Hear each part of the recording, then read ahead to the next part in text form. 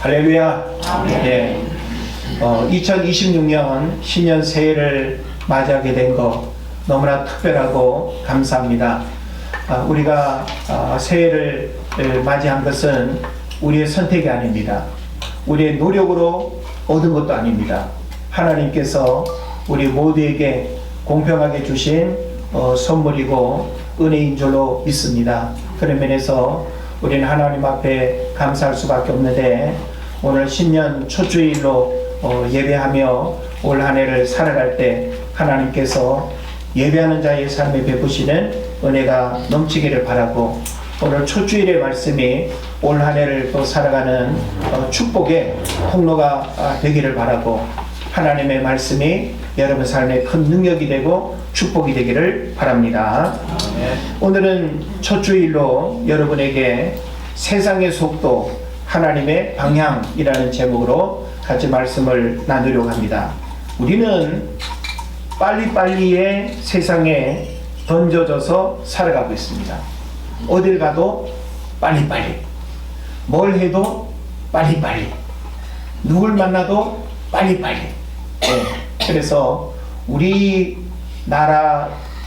우리나라에 들어오게 되고, 우리나라 사람을 만나게 되고, 우리나라 문화를 경험하게 되면 외국인들이 가장 먼저 익히게 되는 것이 빨리빨리 문화라고 이야기를 합니다. 그래서 우리는 어려서부터 빨리 어른이 되고 싶고, 빨리 취업도 하고 싶고, 빨리 결혼도 하고 싶고, 빨리 돈도 많이 벌고 싶고, 그래서 빨리 남들보다 출세하고 싶은 그런 그 마음들, 또 어른이 되면 빨리 부자 되고 싶고, 빨리 그냥 집 사고 싶고, 좋은 차 타고 싶고, 이런 세상적인 어떤 욕망과 그런 꿈들이 이 빨리라고 하는 어떤 문화와 의식 속에 나도 모르게 배어 있는, 이런 것 우리가 부인할 수가 없습니다. 그런데 이렇게 우리가 빨리 만약에 살았다고 한다면 사람들은 그것을 성공이라고 박수치며 부러워합니다. 남들보다 한 걸음이라도 빨리 무언가를 이루고 빨리 무언가를 해내다고 한다면 부러워하죠. 와, 대단하다. 나도 저렇게 살아야 되는데. 그래서 남들보다 빨리 무언가를 이루는 것을 대단히 부러워하고, 그걸 성공이라고 사람들은 이야기를 합니다. 근데 여러분, 참 이상하게도 빨리를 우리는 이야기하고 빨리를 좋아하면서 빨리 늙는 거는 어떠신가요? 빨리 늙는 거 좋아하시나요? 빨리 가난해지는 건 어떠신가요? 빨리 병드는 건요? 그리고 빨리 죽는 건 원하지 않으시나요? 이런 부정적인 것들에 대해서는 빨리를 갖다 붙이고 싶어 하지 않는 그런 속성이 우리에게 있습니다. 자, 우리는 속도 때문에 불안해하지만 사실 더 무서운 것은 방향입니다. 우리는 빨리라고 하는 이런 속도에 대한 문제를 우리가 익숙하게 경험을 하고, 이런 빨리, 느림, 이런 속도에 대한 부분들을 참 민감하게 우리는 느끼면서 살아가는데, 우리는 속도 때문에 불안해하는 경우들이 분명히 있지만 사실 더 무서운 것은 방향입니다. 그래서 우리는 인생에서 속도 때문에 불안을 느끼기보다는 방향 때문에 불안과 두려움을 갖는 경우들이 훨씬 더 많습니다. 가만히 우리가 인생을 이렇게 살다 보면 속도에 대한 불안보다는 방향에 대한 불안이 훨씬 더 큰 경우들을 우리가 이렇게 느끼는 경우들이 많이 있습니다. 21세기 4차 산업혁명 시대는 변화의 속도가 상상을 초월합니다. 자고 일어나면 유행도 달라지고 가치관도 달라지고 삶의 기준도 달라집니다. 이런 시대 환경 속에서 우리의 속도와 방향의 문제를 어떻게 설정하며 살아야 할까라고 하는 그런 고민을 하게 되죠. 그죠? 그래서 우리 모두는 나름대로 삶의 속도가 다 있어요. 내가 살아가는 삶의 속도, 스피드가 다 있단 말이에요. 누구와 비교하면 누구보다는 좀 빠른 것 같고 누구보다는 좀 느린 것 같은 우리들 스스로가 가지고 있는 그런 삶의 속도가 다 있습니다. 또 우리는 나름대로 살아가는 삶의 방향들이 다 있어요. 그래서 문제는 뭔가 하면 우리는 삶의 속도와 방향이라고 하는 이 문제를 잘 점검하고 하나님 앞에서 속도와 방향이라고 하는 이 문제가 지금 내게 있어서 어떻게 설정되어져야 되는가라고 하는 것을 우리가 생각해야 된다라고 하는 것입니다. 방향이 잘못된 속도는 위험하고 결국 고통과 후회로 돌아오게 됩니다. 여러분 한번 잘 생각해 보세요. 방향이 잘못된 속도, 엄청 빨리 달려가고 있어요. 근데 방향이 잘못된 속도, 그 속도는 결코 바람직한 속도일 수 없겠죠. 시속 100km로 달리는 자동차가 역주행하고 있다면 그 속도는 곧 재앙입니다. 세상은 끊임없이 우리에게 속도계를 들이밀면서 1등이 되라고 독촉하지만 하나님은 우리 손에 나침반을 쥐어주시면서 바른 길을 걷고 있는지 물으십니다. 성경은 인생의 나침반과 같아서 사람이 바르게 살아가야 할 방향을 가르쳐 줍니다. 그래서 우리가 성경을 보게 되면 특히 시편 119편은 말씀장이라고 하잖아요. 청년이 무엇으로 그 행실을 깨끗게 하리이까. 주의 말씀은 내 발의 등이요 내 길의 빛이니이다. 저는 시편 119편을 읽으면 말씀의 그 유익이라고 해야 될까요? 말씀이 우리 인생에 얼마나 소중한가에 대한 그 말씀이 너무너무 구구절절 많습니다. 물론 성경에서 가장 긴 장이기도 하지만 저는 여러분이 시편 119편을 좀 많이 읽고 그리고 많이 방송됐으면 좋겠어요. 그래서 우리가 말씀을 우리가 읽고 묵상하고 또 성경 우리가 열심히 우리가 연구하고 해야 되는 이유가 뭔가 하면 하나님의 말씀은 우리로 하여금 시간을 낭비하지 않도록 속도에 대한 문제도 우리에게 깨우침을 주지만 우리가 어디를 향해서 어떤 방향으로 가야 하는지를 성경은 정확하게 가르쳐 줍니다. 우리 모든 사람들이 이 땅에 태어나서 살아갈 때 우리 각자가 살아가야 할 삶의 방향이 있어요. 목적이 있습니다. 우리가 동물적 본능의 욕구대로 살아가는 게 아니에요. 하나님이 원하신 삶의 방향과 목적을 가지고 살아가야 되는 것입니다. 그런 면에서 성경은 인생의 나침반과 같아서 사람이 바르게 살아가야 할 방향을 가르쳐 준다는 거예요. 그러나 사람들은 자신의 경험이나 지식으로 방향을 정하다 보니까 실패와 좌절과 절망을 경험하는 일들이 훨씬 더 많아요. 내 지식, 내 경험, 흔히 이야기하는 내 인생의 통밥으로 내가 원하는 방향을 정해놓고 열심히 살아보는 거예요. 결과는 어떨까요? 실패. 3년을 낭비해. 엄청난 재정과 에너지를 손해봐. 누가 보상해 줍니까? 누가 보상해 줘요? 보상해 줄 수가 없죠. 이런 일들을 우리가 젊은 날 경험하고 2번, 3번 반복하게 되면 우리 인생의 절반이 날아갈 수도 있는 것입니다. 그런 면에서 우리는 속도가 중요한 것이 아니라 방향이 중요하다는 것을 너무너무 우리는 중요하게 깨닫는 거예요. 조금 느리더라도 우리가 인생을 살아가면서 젊은 후대들에게 우리가 줄 수 있는 교훈이 있다면 여러분 빨리 가라고 여러분 가르치고 싶으세요? 아니잖아요. 그죠? 우리 연세 많으신 어르신들 빨리 빨리 열심히 살라고 그렇게 가르치고 싶으세요? 아니에요. 빨리 돈 벌어, 빨리 결혼해, 빨리 애들 많이 낳아, 이거 가르치고 싶으세요? 살아보니까 그게 정답은 아니에요. 삶의 목적과 방향이 중요하다는 걸 우리가 알게 됩니다. 열심히 사는 게 중요한 게 아니에요. 무엇을 위해서 열심히 사느냐가 사실은 더 중요한 겁니다. 방향이 무엇보다 중요하다는 것을 잊어버려서는 안 된다라고 하는 것이죠. 오직 하나님 앞에서 우리는 잘못된 방향을 수정을 할 수 있고요. 오직 하나님 앞에서만 각자가 살아가야 할 방향을 찾을 수 있습니다.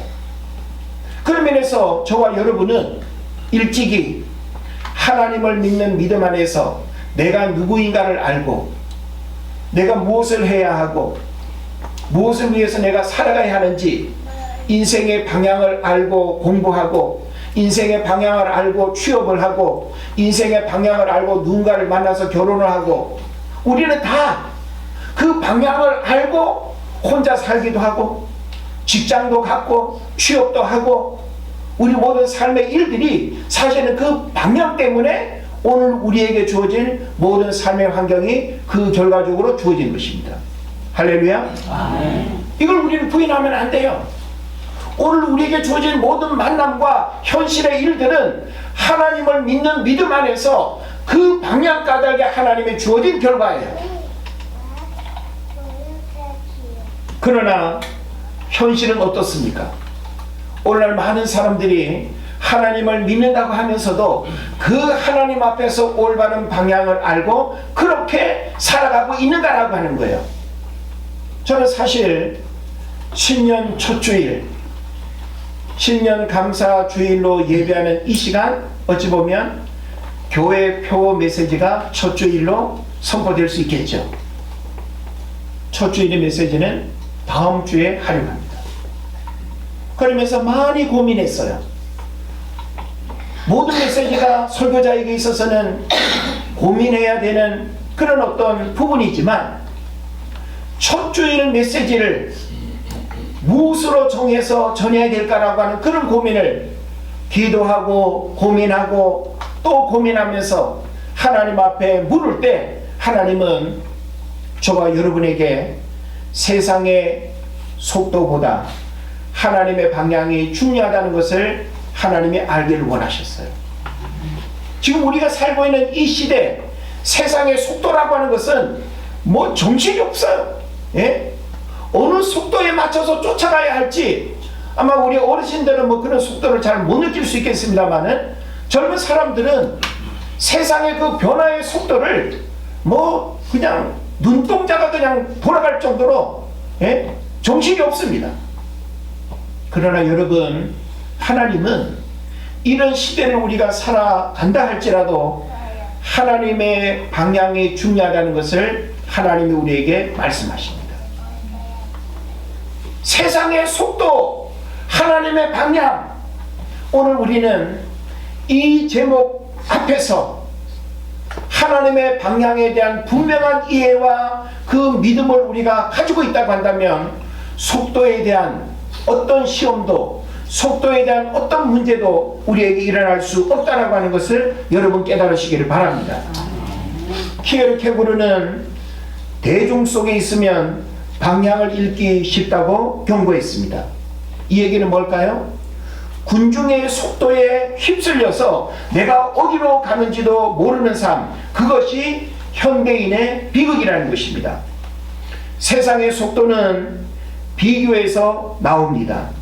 남들은 벌써 저만큼 갔는데 라는 그 조급함, 그것이 나로 하여금 속도를 내게 만드는 거예요. 나는 나만의 속도가 있는데 옆에 친구를 보고 옆에 사람을 보니까 저 사람은 나보다 더 스피드를 내니까 나는 그냥 같이 내 속도를 내가지고는 도태될 것 같고 실패할 것 같고 굶을 것 같고 고난을 당할 것 같고, 그러니까 우리는 자꾸만 비교하면서 속도에 대한 시험을 드는 그런 문제들을 보게 됩니다. 속도의 삶의 균형을 잃은 사람은 결국 방황하게 되고 방탕하게 되고 무질서한 삶을 살아가게 되는 것입니다. 오늘 우리가 본문에서 만나게 되는 사도 바울도 한때는 세상의 속도에 미쳐있던 사람이었습니다. 우리도 사실 가만히 과거의 우리의 삶을 돌아보면 다 속도에 한 번쯤 미쳤던 적이 있지 않나요? 예? 친구들 중에서 으뜸돼 보려고, 그죠? 누구보다 더 뛰어난 속도로 최고의 자리에 한번 올라보려고, 우리는 다 나름 속도광이 되보려고 하는 그런 마음들을 한 번 좀 다 가져갔어요.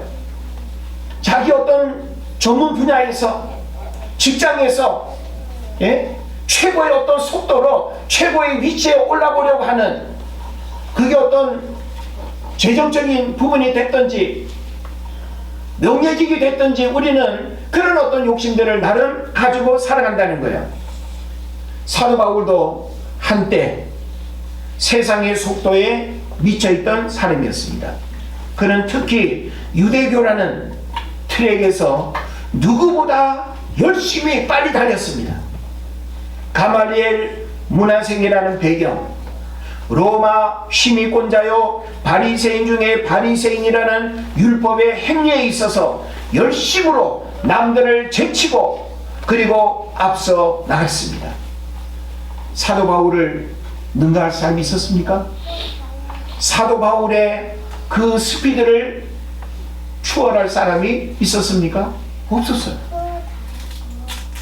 사도 바울의 그 속도를 따라붙을 사람이 그 유대교에서는 없을 만큼 탁월한 그런 속도광이었다 이 말이에요.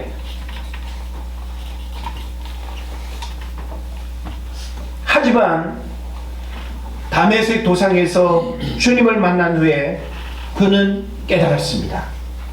그동안 시속 100km로 달렸던 길이 사실은 하나님과 반대되는 방향이었음을 그는 깨닫게 된 것입니다. 다메섹은 그런 면에서 방향 전환의 사건이었습니다.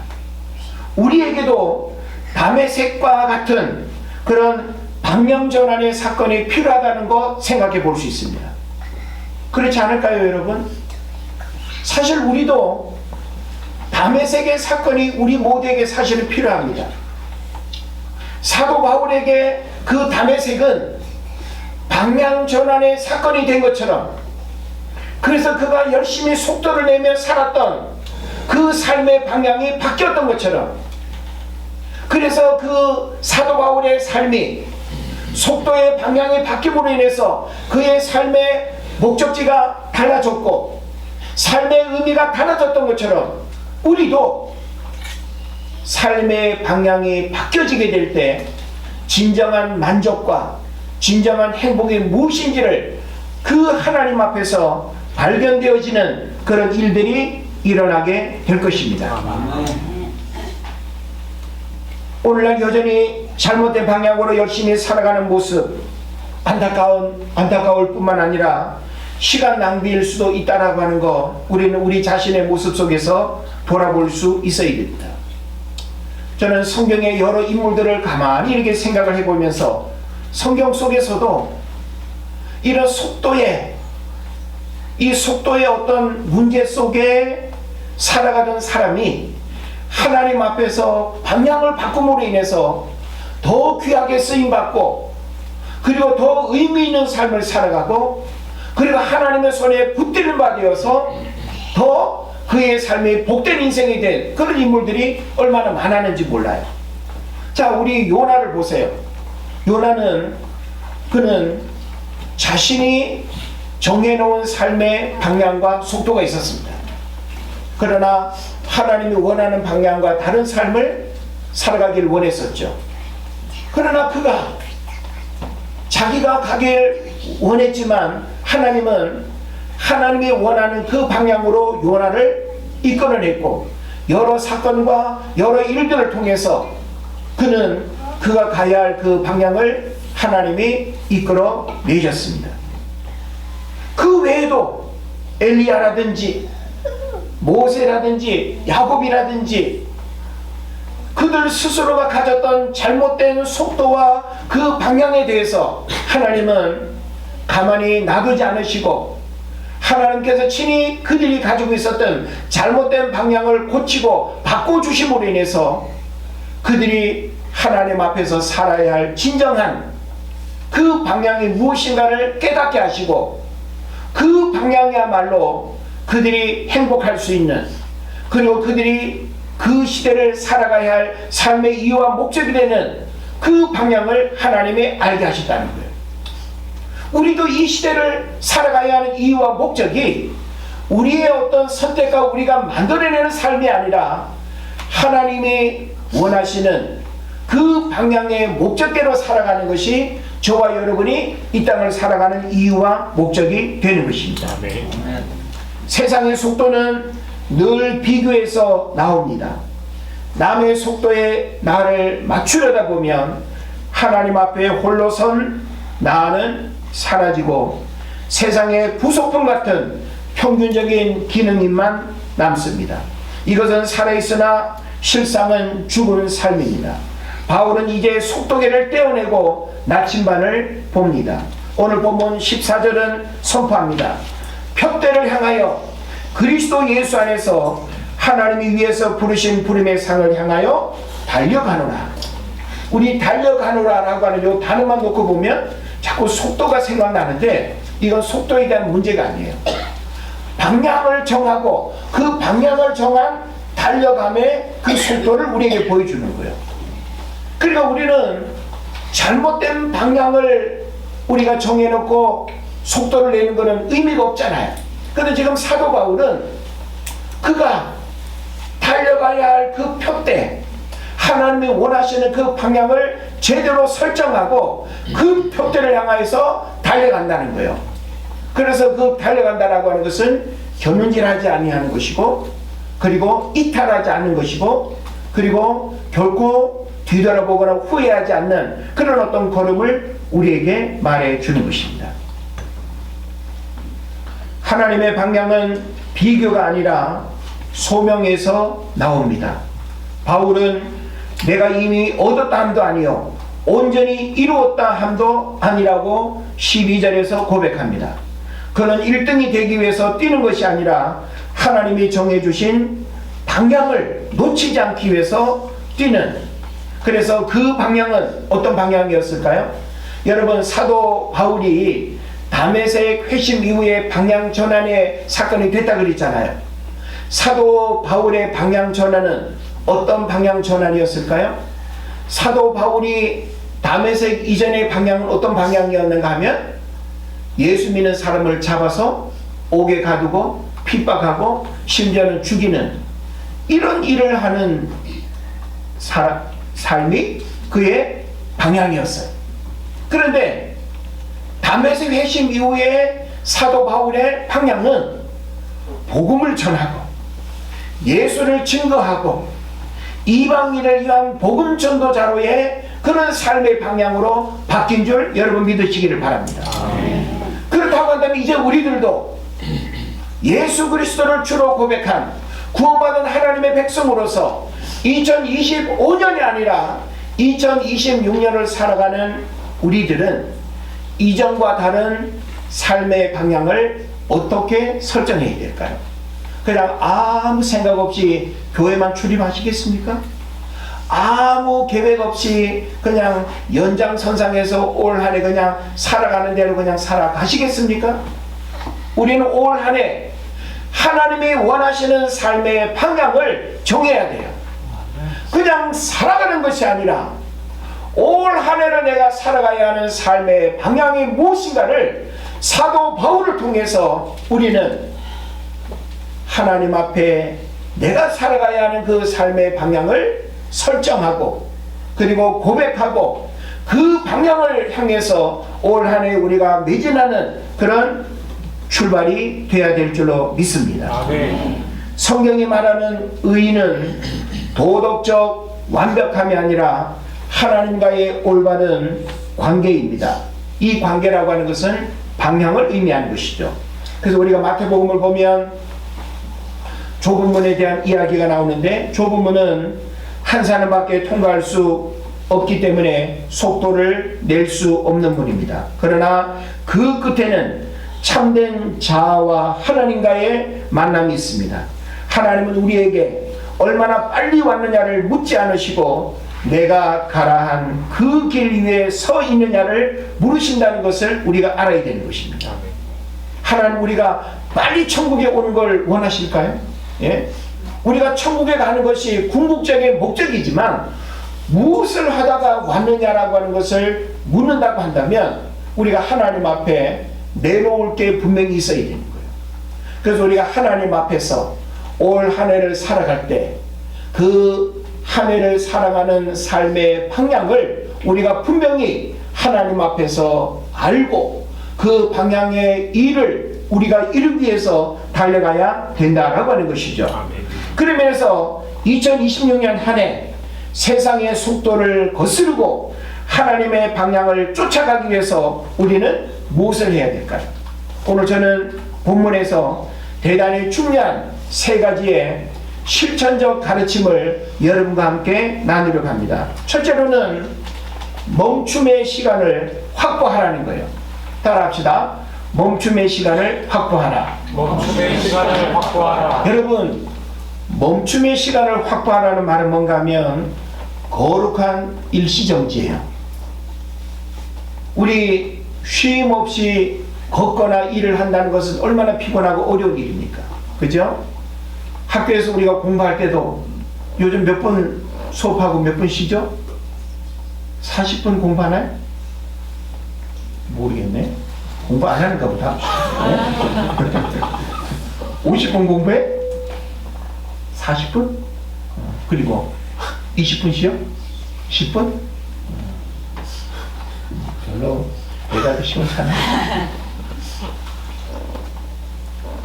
자, 우리가 일도 그렇고 공부도 그렇고 모든 일에 쉼이 없다라고 하는 것은 어떤 점검을 하기가 어렵죠. 우리가 운전도 그렇고 휴게소에서 잠시 쉬는 거 얼마나 달콤한 시간입니까? 그죠? 화장실도 다녀오고, 예? 얼마나 좋은 시간이에요? 자, 그런 면에서 여러분, 속도에 매몰되면 방향을 볼 수 없습니다. 달리는 차 안에서는 풍경이 보이지 않은 것과 같습니다.